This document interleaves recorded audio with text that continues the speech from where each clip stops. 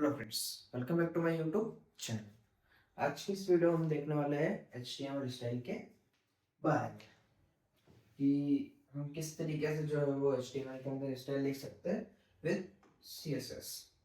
तो सबसे पहले हम देख लेते हैं कि जो CSS होती है उसको हम क्या कहते हैं, कास्केडिंग स्टाइल शीट। तो जो CSS की फुल फॉर्म होती है, यदि आपके सामने कोई भी क्वेश्चन होता है CSS फुल फॉर्म, तो वहाँ पर आप क्या लिखोगे, कास्केडिंग स्टाइल शीट। देन उसके बाद CSS saves a lot of work. It can control the layout of multiple web pages all at once.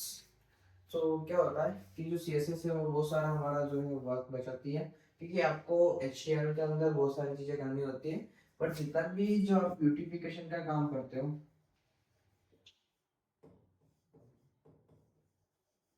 वो सारा काम आप करते हो CSS की मदद से। HTML की मदद से जो है आप कंटेंट हैंडल करते हो, कंटेंट रेंडरिंग। और CSS से आप क्या करते हो, उस कंटेंट को ब्यूटिफिकेशन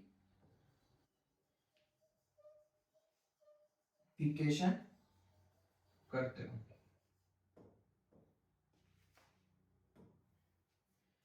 तो बेसिकली क्या होता है कि आप HTML से ये पूरा पूरा पेज बनाते हो।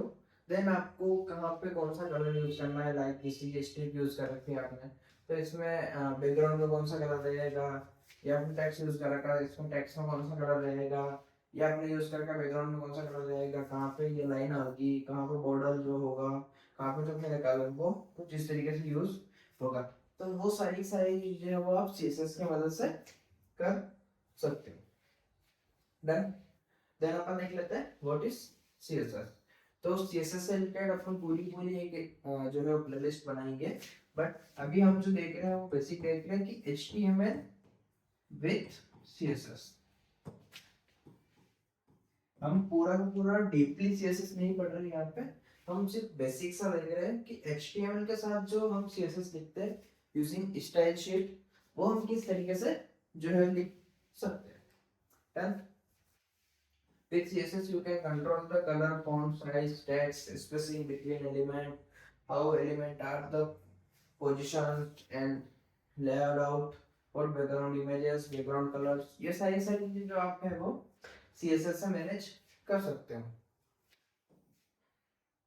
The word cascading means that style applied to parent element will be applied to all children element. Basically क्या होता है कि जब आप HTML लिखते हो तो कभी भी आप HTML जो है वो ऐसे लिखते हो, HTML, देन आप लिखते हो बॉडी, बॉडी टैग के अंदर आप लिखते हो H1 टैग, H1 आप क्लोज करते हो, देन आप लिख सकते हो div,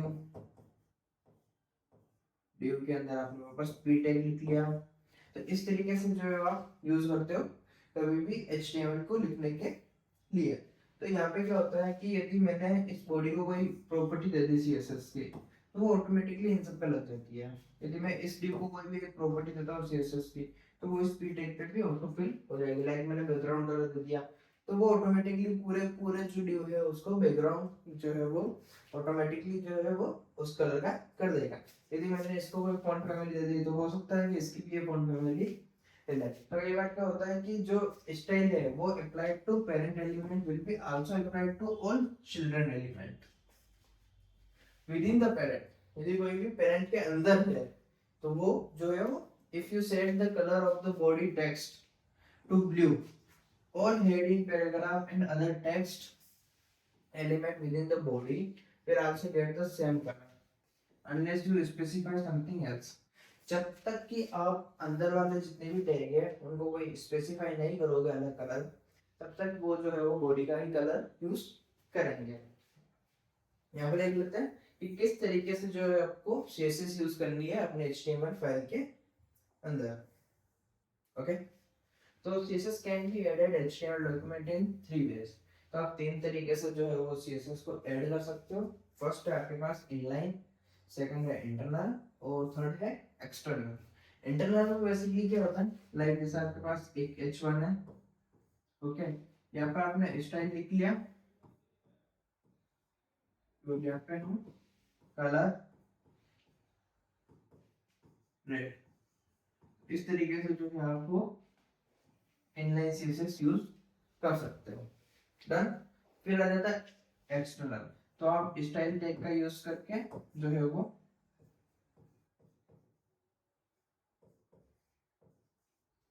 स्टाइल टैग का यूज करके आप जो है वो सीएसएस लिख सकते हो। और एक्सटर्नल में क्या होता है, आप अलग डॉट सीएसएस नाम से फाइल बना के कुछ भी नाम जैसे वेब डॉट सीएसएस और उस फाइल को आप जो है वो एचटीएमएल में इंटीग्रेट कर सकते हो। इन तीनों ही टाइप को हम जो है वो डीपली पढ़ेंगे नेक्स्ट वीडियो में। फर्स्ट हम इनलाइन को पढ़ेंगे, देन इंटरनल को पढ़ेंगे और देन एक्सटर्नल को पढ़ेंगे। The most common way to add CSS is keeping the style external. Basically क्या होता है कि जो सबसे मेन जो कॉमन फॉर्मेट होता है वो होता है कि एक्सटर्नल CSS का यूज करते हैं।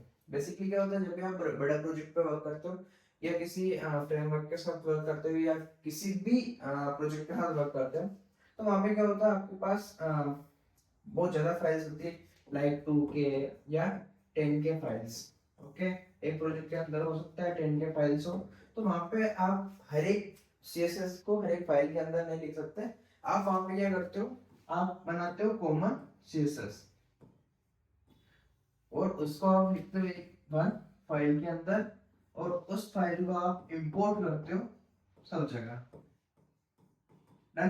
तो इस तरीके से जो है वो लिंक जो हमारी फाइल होती है उसे यूज करते हैं। डन। उसके बाद यहाँ पे देख लेते हैं हम इनलाइन सीएसएस।